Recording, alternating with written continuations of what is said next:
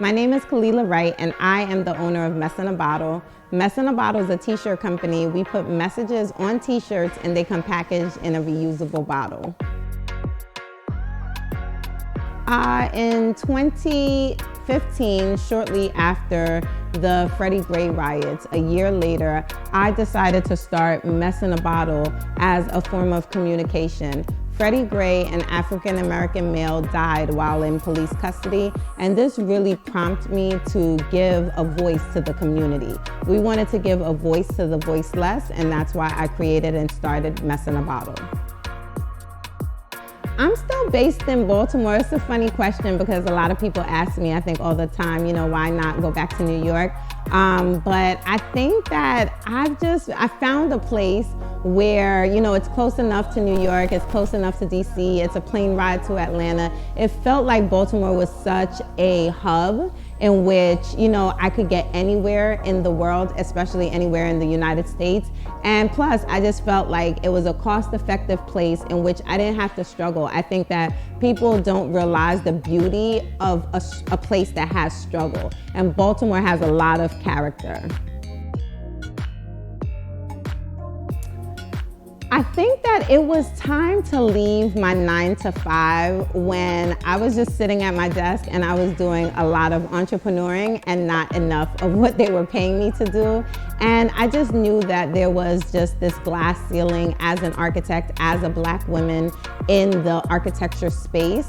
So I told myself that I really needed to bet on myself, and I really needed to create a space in which there was no limit of growth.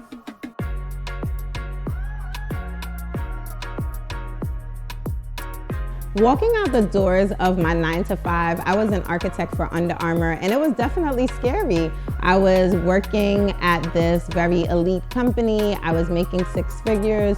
So, to anyone, this was it was a risky move, but there is no reward without risk. And so for me, I just knew that I should definitely take the risk of trying to be, on my own and trying to figure it out.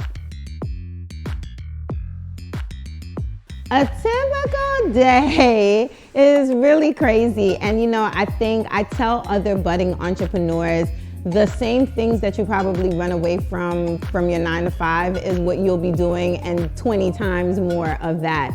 So for me, I'm a single mom. I'm tasked with taking care of my son, getting my schedule together, coordinating things with my assistant, my office manager. We have a shop manager, an operations person. So really running the day-to-day of Mess in a Bottle, figuring out the marketing, figuring out, what we need to promote for the day as well.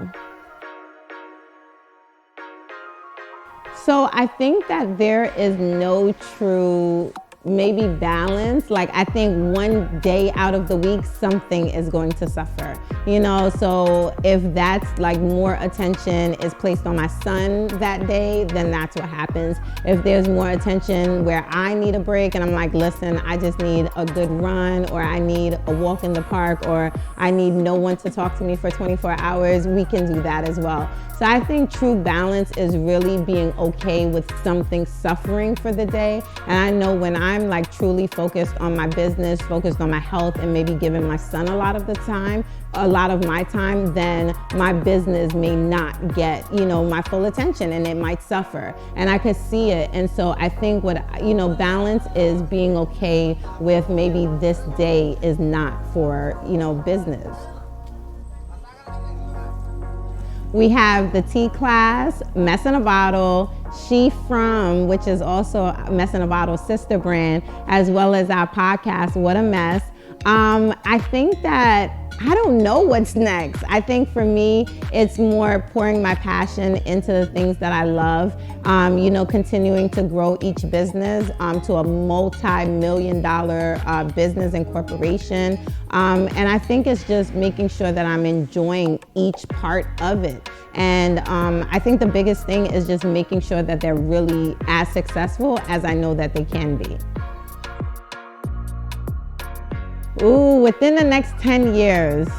Well, they say to add more zeros than what you probably think you can do. So, I know I'll be a millionaire, but we're gonna aim for the billionaire, because we just had Jay-Z and we had Tyler Perry hit the B's. So now, my dreams are even bigger where I'm like, I don't even want an M, I want a B behind my name, So I think that for us, we are venturing into possibly more of the vending machine spaces, or even, beveraging is something we've thought about. So I think that there are a ton of different things that are on our action plan for 10 years to just figure out how we can continue to spread the message across the community. The biggest advice that I would give to any aspiring entrepreneur is to start. I think that we all feel like just a heavy amount of grief with almost starting a new business, something that you're not familiar with. It's very difficult to do, but I started my company with less than $500, and I did this with, t-shirts from a discount stores, bottles from IKEA, and I had no idea what 5 years from the conception date, what it would bring today. So I would just inspire and to tell anyone, just start. That's the most difficult part about this process, is starting and continuing to believe in yourself. The pandemic definitely has caused a shift in our business. But I think the great part about it, we were already an e-commerce business. So we were already an up and running, online platform business. So I think for us, it just caused commotion in which we really had to take a look at our infrastructure, making sure, like just with our employees, safety, protocols, procedures, like all of those things are now things that we're making sure that we're honing in on, because I think that COVID, no matter even if it's a success, if you're going through and having a success within your business, it really showed like where you were falling short. So, and it made you think of what things you can perfect or make better or fix, so that if there was something like that would happen and you had to close or shut down or change, that you would really have to figure out, what you would do within your business. So I think that the pandemic has been interesting just with how we would navigate around our employees, or if our business is closed for a significant amount of time. I would want my legacy to be that I was a badass woman, that I was a woman that did things without fear, that I was able to navigate the rough waters, and that I was just able to do whatever I wanted to do, and I was fearless with it. If I had to meet one person, dead or alive, I think it would be Justice Ruth Bader Ginsburg. The reason why, she's from Brooklyn, period. And so, I just think she's just such a woman that she just held so much women empowerment. And I think she was the true definition of a woman fighting for the community and fighting for women's rights. And so I would just love to have been in the same room with her, because she just seems so full of life, even through the end of her days. She just seemed like a badass woman that I would just love to be around. Thanks for tuning in to Black Business Friday. I'm so excited to be here with you guys today.